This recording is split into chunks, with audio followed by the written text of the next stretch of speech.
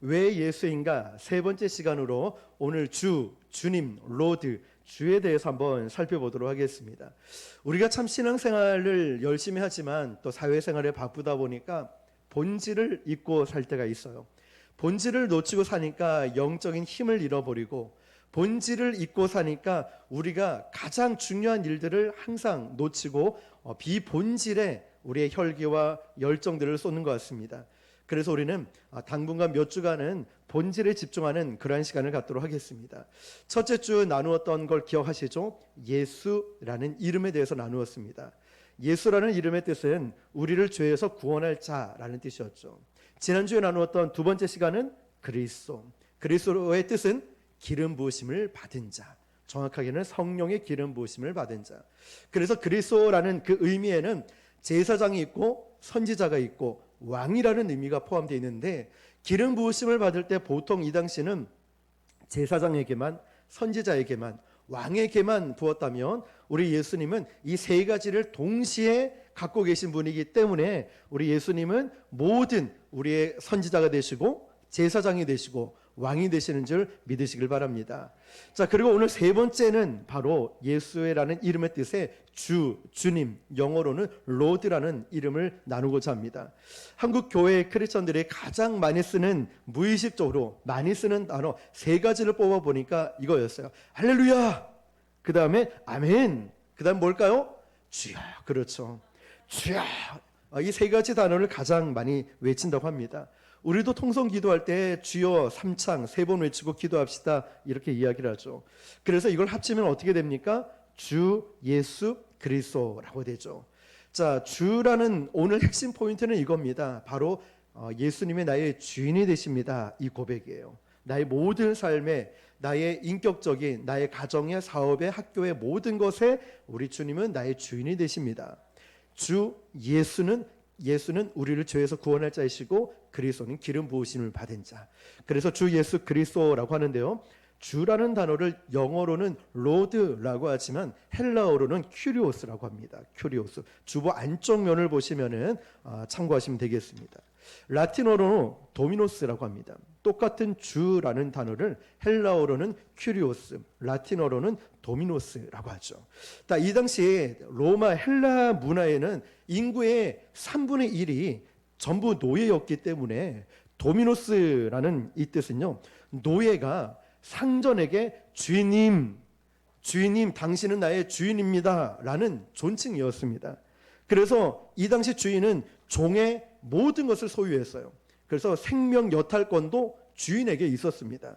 그래서 우리가 예수 그리스도를 우리의 주 예수 그리스도라고 고백하는 건 라틴어에 쓰는 도미노스를 의미하고 있는 거예요. 그 뜻이 뭐냐면, 주님이 나의 모든 것을 소유하고 계십니다. 나의 생명, 나의 건강, 나의 인생, 나의 가정, 내 모든 것의 소유는 주인이신 예수님이십니다. 이 고백이 주 예수 그리스도라는 뜻입니다. 그래서 예수 그리스도를 우리가 입술로 주인으로 고백하는 것은 굉장히 중요한 의미가 있습니다. 바로 구원의 능력과 직결되기 때문이죠. 오늘 9절 말씀을 한 번 더 읽어볼게요. 시작. 내가 만일 내 입으로 예수를 주로 시인하며 또 하나님께서 그를 죽은 자 가운데서 살리신 것을 내 마음에 믿으면 구원을 받으리라. 아멘. 이 말씀이 중요한 이유가 뭐냐면, 우리가 보통 구원받는 조건을 이야기할 때 예수님을 믿는 것, 이거 하나만 얘기합니다. 주 예수를 믿으라, 그리하면 너와 내 집이 구원을 얻으리라. 사도행전에서 베드로가 이야기를 했거든요. 그런데 오늘 본문을 보면 예수님 믿는 것 외에 하나가 더 추가된 느낌이 듭니다. 주 예수를 믿는 것뿐만 아니라 입으로 예수를 주라 시인하라는 거죠. 입술로 고백, 시인하라는 거죠. 하나 더 추가되는 것 아닌가라고 생각이 들 수도 있습니다. 그런데 여러분, 여기서 말하고 있는 구원은 다른 종류의 구원이 아니라 세 가지 시제가 있다는 거예요. 세 가지 시제가 뭐냐면, 과거가 있고 현재가 있고 미래가 있다는 뜻이에요. 구원에 대해서 설명을 드리면, 첫 번째 구원이라는 과거형은 과거에 내가 지었던 모든 죄를 씻어주시고 하나님이 나를 의롭다 여겨주시고, 이런 칭의의 구원, 이게 구원의 과거형을 말해요. 그러니까 저와 여러분이 지금 구원을 받았습니다. 그런데 과거에 지었던 모든 죄들을 하나님이 용서해 주셨다. 의롭다 여겨 주셨다. 이 뜻이고요. 현재 진행형 구원이 뭐냐면 우리가 받은 구원의 기쁨과 이 능력을 이 땅에서 누리고 있음을 이야기하는 거예요. 그러니까 옛사람을 벗어버리고 새 사람으로 예수님의 형상으로 성화되어져 가는 과정을 현재 진행형 구원이라고 하는 거예요. 그 미래형은 뭐냐면 우리가 천국에 가서 누리게 될 영원한 생명을 의미하고 있어요.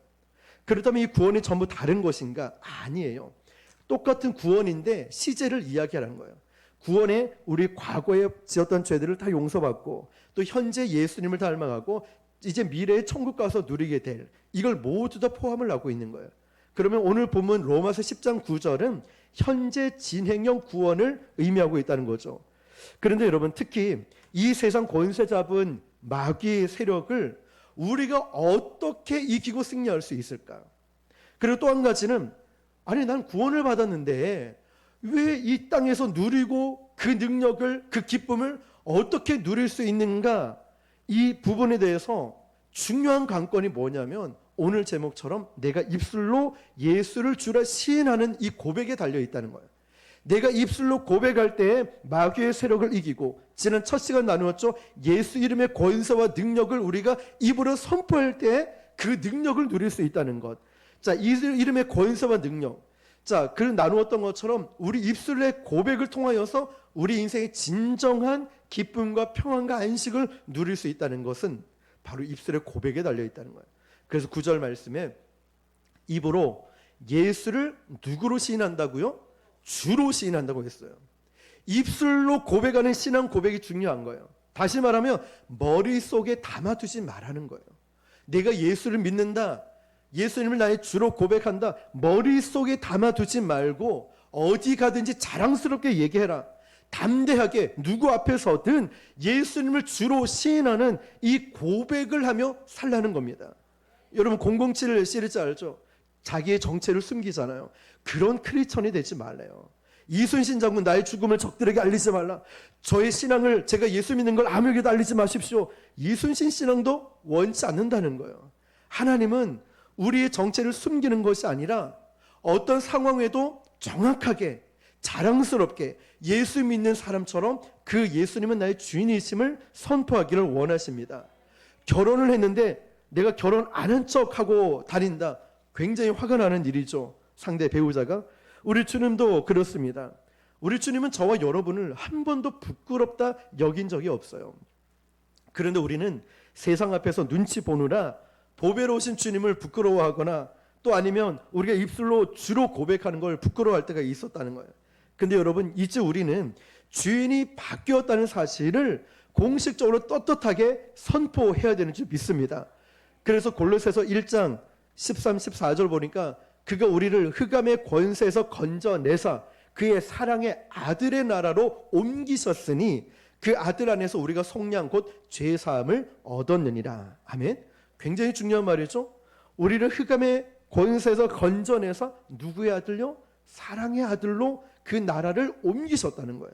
그러니까 나라가 바뀌었다는 거예요. 우리가 대한민국에 살고 있지만 우리의 진짜 나라는 천국 시민이라는 거죠. 옛날에 흑암의 권세가 나를 장악하고 있어요. 어둠의 시민, 어둠의 이런 나라의 시민이었다가 예수 믿고 나서 이제 우린 하늘나라의 사랑의 아들의 나라로 우리의 신분, 우리의 소속이 옮겨졌다는 것입니다. 지금 이 세상을 장악하고 있는 주인은 진짜 주인이 아니죠. 가짜 주인이에요. 그는 하나님께 반역하고 천국에서 추락한 이런 추악한 자인 거예요. 마귀 권세가 이 땅을 잡고 휘두르고 있어요. 그래서 이 땅이 혼란스럽고 어두운 거예요. 근데 우리도 한때는 예수님을 믿기 전에는 가짜 주인의 통치 밑에서 죄의 노예가 돼서 살아왔습니다. 그런데 우리가 예수님을 믿는 순간에 우리는 비참하게 엉켜 있었던 이 죄에서 자유케 되었습니다. 그 순간 우리는 소속 나라가 바뀌었다는 거예요.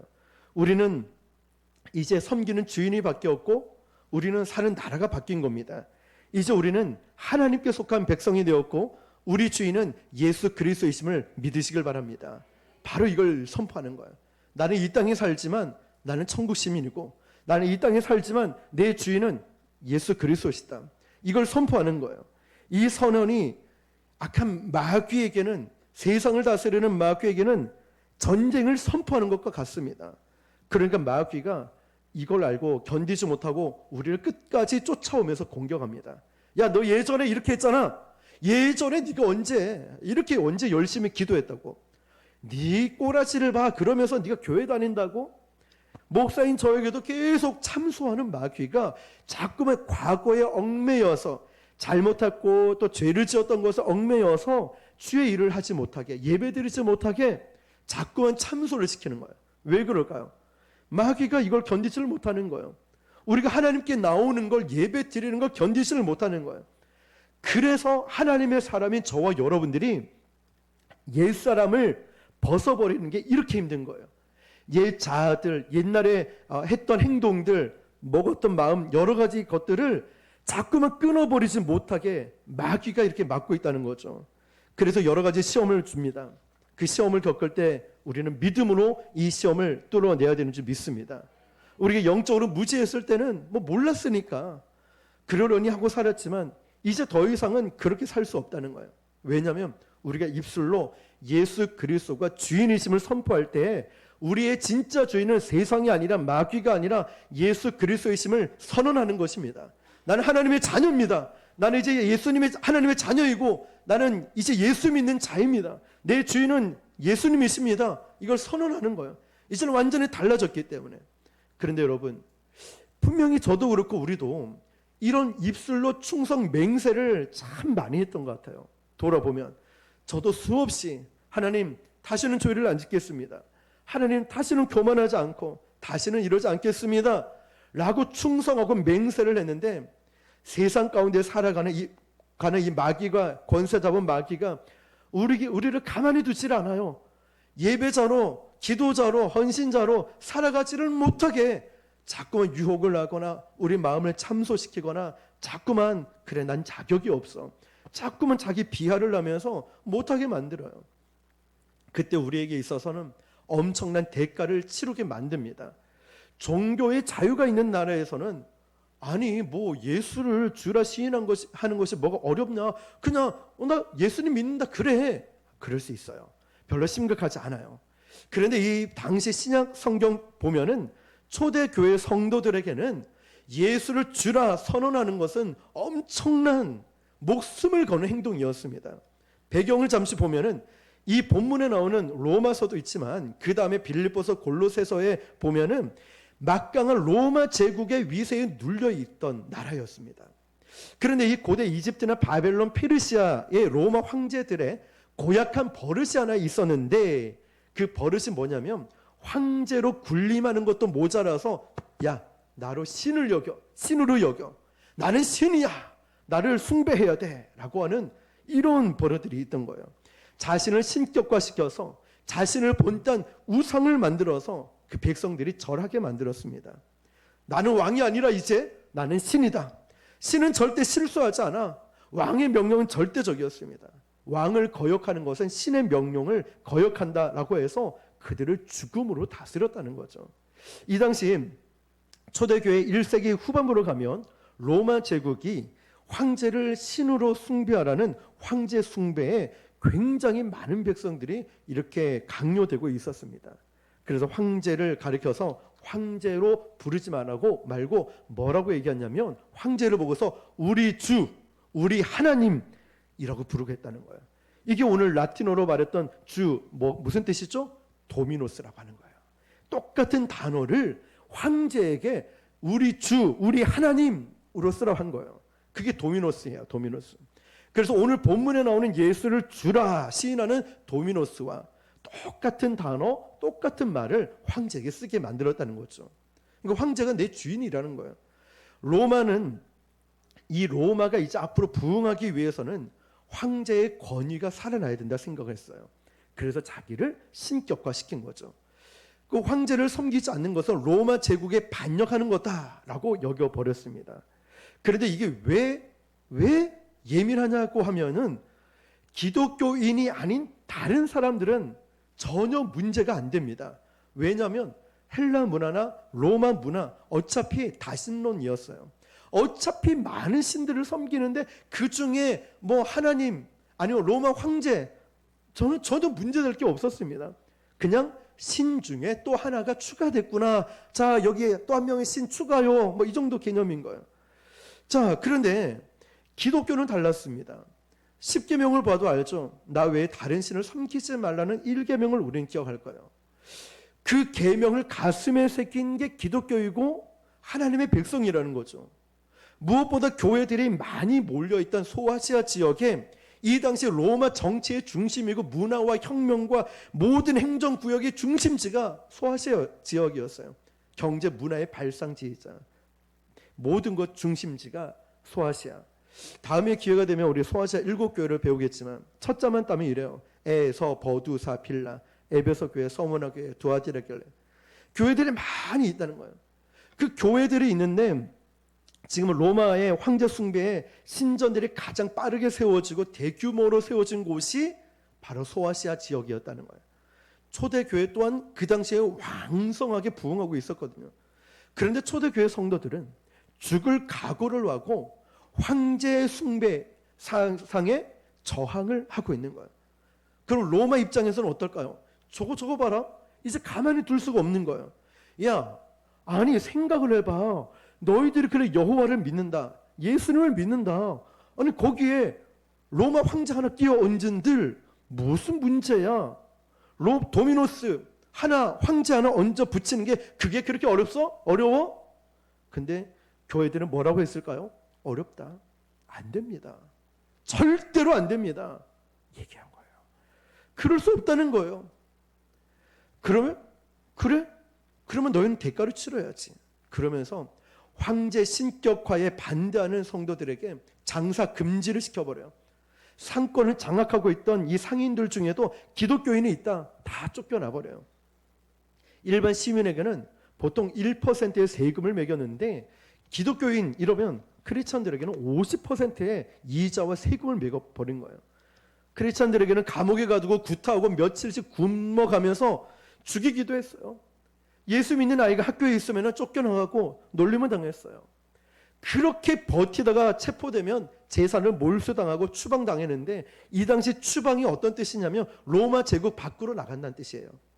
근데 여러분 이 당시에 살만한 땅을 로마 제국이 다 섭렵을 하고 있고 장악을 하고 있기 때문에 로마 밖으로 추방당한다는 것은 무슨 뜻이냐면 저 멀리 사막이나 저 멀리 광야로 버려지는 것이었어요.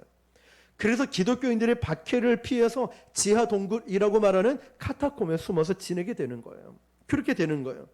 자, 중요한 건 이거예요.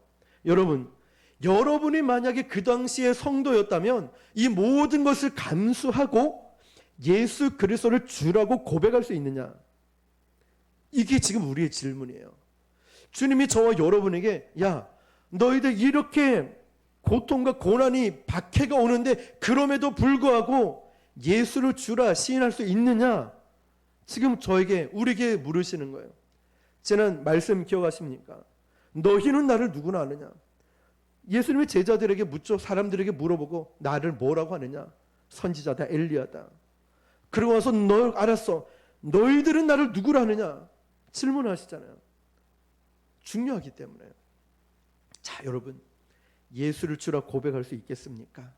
여러분의 가정, 여러분의 사업장, 직장에서, 학교에서, 친구들 관계에서 정말 나는 예수 믿는 자, 또 주님이 나의 주인이십니다라고 믿음으로 고백할 수 있을까요? 대가를 치를 수 있을까요? 우리는 너무나 쉽게 주여 삼창을 부릅니다. 주여 주여 기도하죠. 그런데 그때 이 당시 사람들은 주여 한 번만 부르면 운명이 엇갈리는 거예요. 예수 그리스도를 나의 주인으로 고백하는 그 순간에 이 사람들은 모든 재산과 어쩌면 가족까지도 어쩌면 자신의 목숨까지도 위태로울 수 있는 값비싼 대가를 치르면서 예수님만이 나의 주인이 되십니다. 이 고백을 하고 있는 거예요. 예수님께서는 예수님의 제자가 되기 위해서는 자기의 십자가를 지고 예수님을 따라야 된다는 치러야 될 대가를 말씀하셨습니다. 일본에 오래전에 한 초등학교 5학년짜리 히토라는 꼬마가 있었어요. 그 조그만 학교에 이 아이는 혼자 예수를 믿었습니다. 얼마나 이 히토라는 아이가 모범적인 아이였는지 이 아이가 또 특별히 예수님을 믿는다고 놀림을 많이 당했어요. 그런데 점심 식사 시간에 기도할 때 눈을 질끔 감고 그냥 대충 하는 기도가 아니라 정말 정성스럽게 하나님께 감사 기도를 드렸어요. 기도하는 이 모습을 보면서 이 친구들이 막 놀리기 시작하고 나중에는 선생님께 고자질을 한 거예요. 선생님, 히토가 밥 먹을 때마다 막 손을 모으고 귀신 부르는 의식을 해요. 기도를 한대요. 뭐 이상한 의식을 해요. 얘가 좀 이상한 것 같아요. 그래서 안 그래도 기독교의 배타적인 선생님이 이제 교장 선생님께 일러 바친 거예요. 교장 선생님은 전 교생이 모인 조회 자리에서 히토, 너 일로 나와봐. 이러면서 그 문제를 막 따지기 시작합니다. 히토, 너 정말 귀신 부르는 의식을 했니? 밥 먹기 전에 너 귀신 부르는 걸 했어? 히토가 대답하죠. 아니요, 선생님. 저는 귀신을 부른 게 아니라 나의 주 예수님께 감사 기도한 것뿐입니다. 그래서 교장 선생님이 그래? 그러면 우리가 다 보는 앞에서 너 다시 한번 기도해봐. 그런데 이 히토가 떨지도 않고 모든 친구들과 선생님 앞에서 그 적대적인 분위기 속에서 침착하게 똑같이 두 손을 모으고 하나님께 감사 기도하고 주 예수 그리스도의 이름으로 기도합니다. 아멘 하고 기도를 마무리했습니다. 너무나 그 기도가 침착하고 담대했기 때문에 모두가 숙연해지는 거예요. 그 순간에 교장 선생님이 히토라는 이 조그만 초등학교 5학년짜리 아이 앞에 와가지고 무릎을 털썩 꿇으면서 이렇게 말합니다. 눈물을 글썽이면서 히토야 내가 정말 부끄럽구나. 사실은 나도 크리스천인데 내가 크리스천인 걸 사람들에게 알린 적이 한 번도 없다. 왜냐하면 다른 사람들이 나를 놀릴까 봐, 나에게 불이익을 줄까 봐 난 한 번도 내가 크리스천이라고 얘기한 적 없는데 너는 초등학교 5학년짜리인 너는 그 조그마한 너는 사람들 앞에서 예수를 주라 시인하는 것에 내가 너무 부끄럽구나. 네가 나를 부끄럽게 하는구나. 히토야, 내가 이제는 어떤 대가를 치르더라도 예수님을 부끄러워하지 않겠다. 교장 선생님이 5학년짜리 히토에게 존경을 표했다는 이야기가 있어요. 자, 여러분, 예수님께서도 의를 위하여 핍박을 받는 자는 복이 있나니 천국이 저희 것이라고 했어요. 예수님을 입술로 주라 고백한다는 것은 주님이 받으셨던 고난과 주님과 함께 동참하겠다는 뜻입니다. 그래서 우리는 그것 때문에 때로는 욕을 먹을 수 있고 오해를 받을 수 있고 직장을 잃을 수도 있고 핍박을 당할 수 있고 쫓겨날 수도 있어요. 그렇다 할지라도 그것을 감수하겠다는 결심이 필요하죠. 보통 일은 아닐 거예요. 그런데 우리는 너무나 쉽게 주님의 이름을 고백하죠. 우리가 지금까지 말씀을 배워오면서 예수 그리스도 세 번째 주, 그 예수님의 이름을 쉽게 우리가 부를 수 있는 이름이 아니라는 걸 배웠습니다. 그 안에 담겨져 있는 비밀과 능력과 역사하심을 보면 말이죠. 기독교에 대해서 적대적인 세상 앞에서 우리가 예수님과 연관되어졌다라고 얘기하면 엄청난 불이익을 당할 수 있음에도 불구하고 우리가 담대하게 주님의 이름을 고백할 수 있다는 것 지식으로는 알아요. 머리로는 안다고요. 근데 이게 우리 힘으로 가능하지 않다는 거예요. 오늘 이 자리에 예배 자리에 나온 것도 지난 시간 말씀드렸죠. 우리 힘으로 나온 게 아니라 주님이 나를 보내주시지 않으면 올 수 없다는 자리. 시간이 많다고 돈이 많다고 이런 거 아닙니다. 하나님이 우리를 불러주시지 않으면 아무도 이 자리에 올 수 없다는 것. 마찬가지로 입술로 우리가 예수를 주라 시인하는 건 역시도 물론 입으로 고백하는 것 같지만 내 힘으로 되는 게 아니에요. 사람이 힘으로 할 수 있었다면 베드로가 넘버원이죠. 베드로가 최고죠. 수제자 베드로는 충성 맹세에 둘째가라면 서러운 사람이었어요. 십자가 사건 전에 예수님께서 너희들이 다 하나를 부인할 거다라고 했을 때 베드로는 자기는 아닙니다. 예수의 저는 아닙니다. 누가복음 22장 33절에 그가 말하되 주여 내가 주와 함께 오게도 죽는 데에도 가기를 각오하였나이다. 자, 여기서도 베드로가 충성 맹세할 때도 뭐라고 하죠? 주여라고 합니다. 그가 말하되 베드로가 주여 내가 주와 함께 오게도 죽는 데에도 가기를 각오하였습니다. 주여. 주여로 시작하죠. 도미노스. 당신은 나의 주인이십니다. 도미노스. 자, 나의 충성을 의심하지 마세요. 베드로가 이야기합니다. 나는 주님과 끝까지 갑니다. 같이 죽겠습니다. 아마 이렇게 고백할 때까지는 베드로도 진심이었을 겁니다. 그런데 이 충성은 사람의 힘으로 할 수 있는 충성이 아니었어요. 그래서 주님께서는 베드로에게 주제 파악을 시켜주시려고 이렇게 말씀하죠. 이 밤이 가기 전에 특히 너는 나를 3번 부인할 거다. 실제로 그렇게 되었죠. 근데 잘 보시면 베드로가 예수님을 3번 부인할 때 그가 총칼을 든 로마 병사가 앞에서가 아니었다는 사실이에요. 차라리 로마 병사 앞에서 두려워 떨어서 난 예수님을 모릅니다. 이해가 됩니다. 근데 그게 아니라 제사장의 계집종 앞에서 정신없이 나는 주님 모릅니다. 도무지 무슨 말하는지 모르겠습니다. 라고 이야기하는 거예요. 이 장면에서 뭘 알 수 있을까요?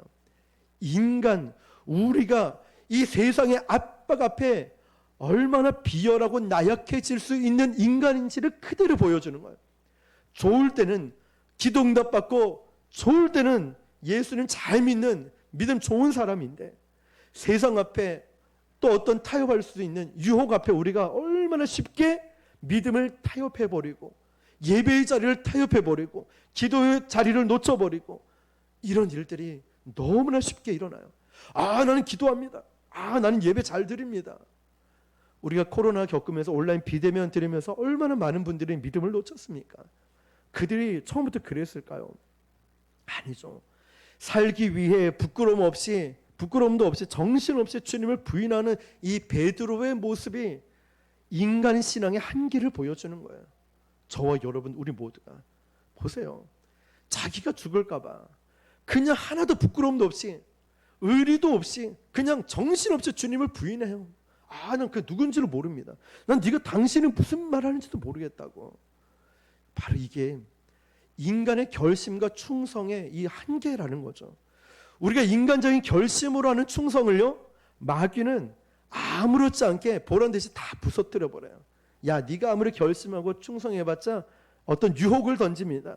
바쁜 일, 건강을 치면서 그 충성 맹세를 다 깨트려 버려요. 너무 비참하죠. 야, 내가 이거밖에 안 됐나. 여러분, 사람들 앞에서 입술로 주님을 주님으로 시인하는 것 사람의 힘으로 되는 게 아니에요. 베드로가 언제 바뀌었을까요? 베드로가 지금 주여 나는 죽기를 각오했습니다 라고 말했던 베드로가 언제 바뀌었을까요? 오순절 성령 받고 나서 바뀌게 되는 거예요. 그 후로부터 서슬퍼런 종교 지도자들 앞에서도 베드로는 단 한 번도 그 뒤로는 주님을 부인을 한 적이 없어요. 한 번도 부인한 적 없어요. 그리고 마지막까지 그렇게 하다가 베드로는 순교를 하게 됩니다. 저는 말씀을 준비하면서 하나님이 강력한 사인과 또 하나님의 마음을 알게 해주셨어요.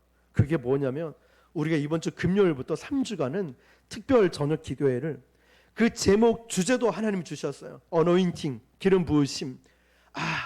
우리 안에 성령과 능력을 기름 붓듯 예수께 하셨듯이 그래서 모든 선한 일과 귀신들을 쫓아냈다. 그 이유가 뭐냐? 하나님이 함께 하셨기 때문에.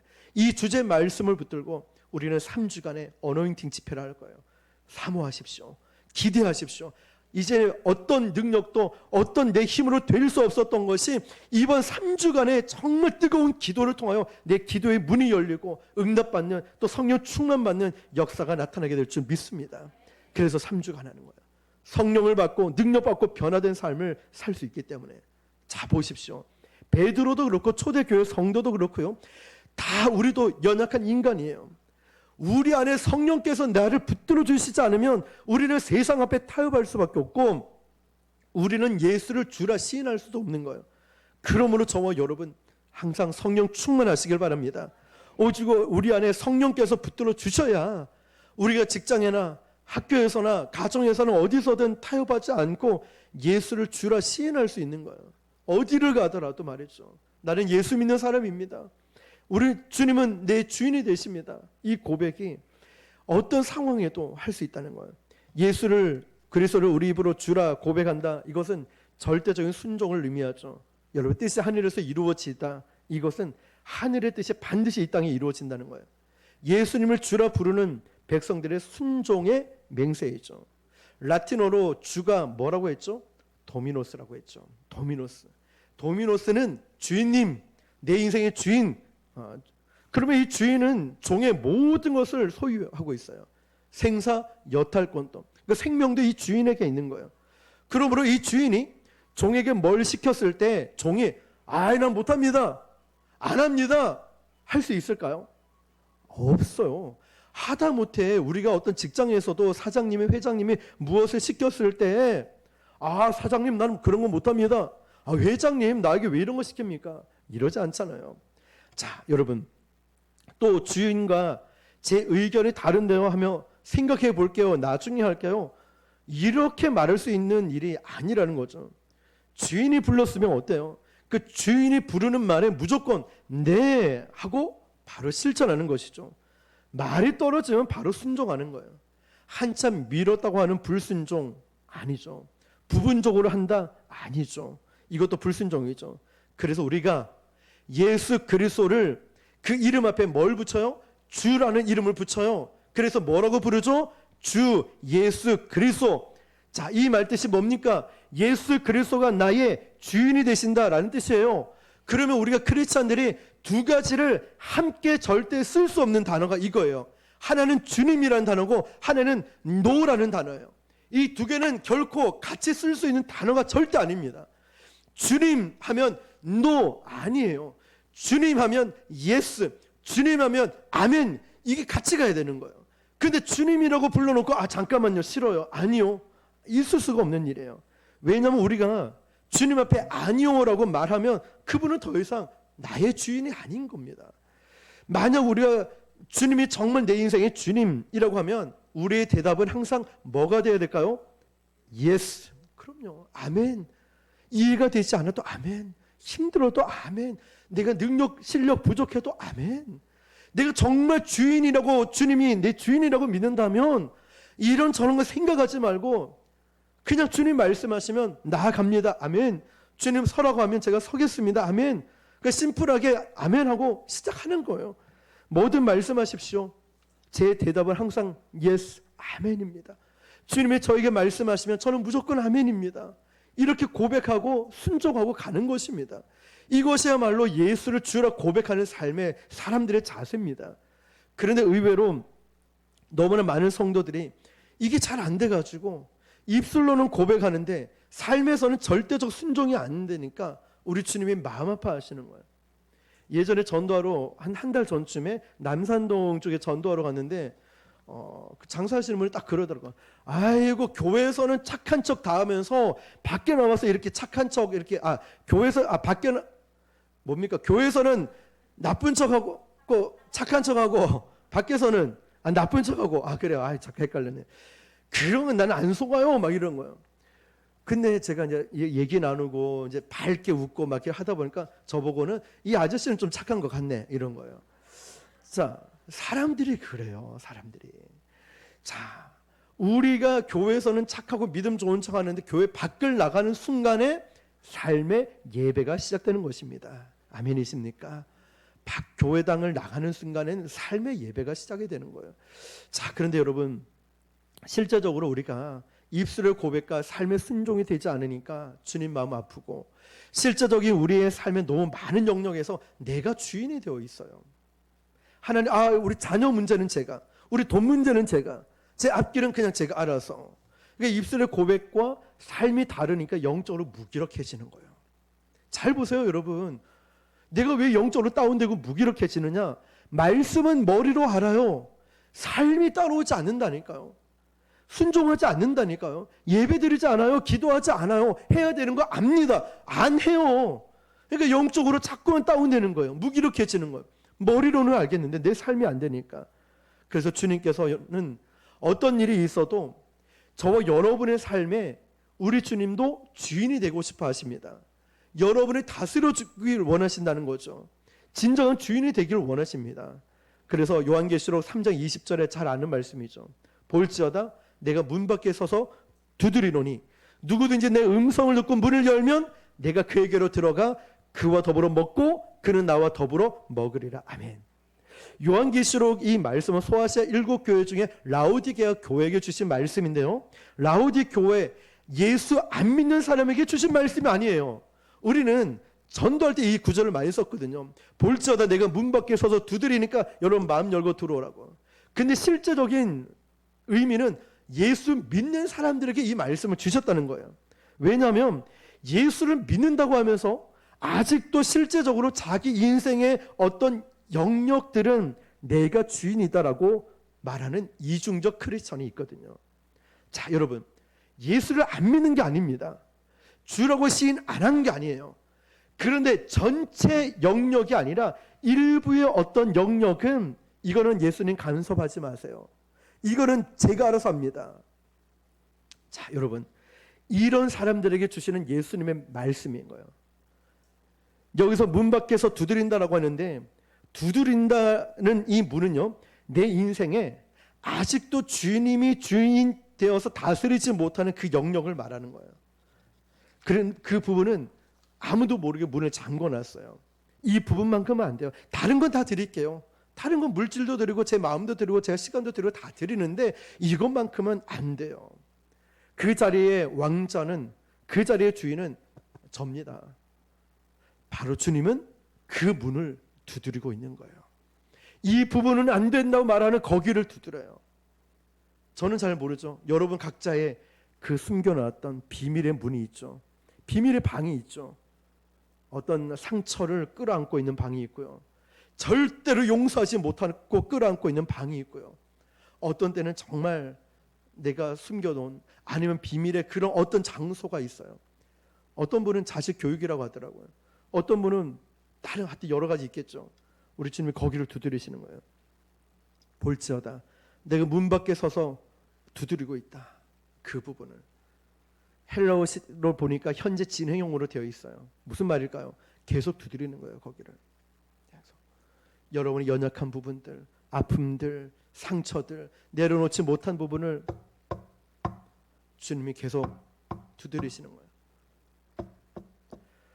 자, 그래서 어쩌면 우리가 주여 주여 막 기도할 때마다 예수님께서는 조용히 우리에게 이렇게 물어보실지 몰라요. 지훈아, 정말 네 인생에 내가 주인이 되었니? 네 인생의 주인은 네가 맞니?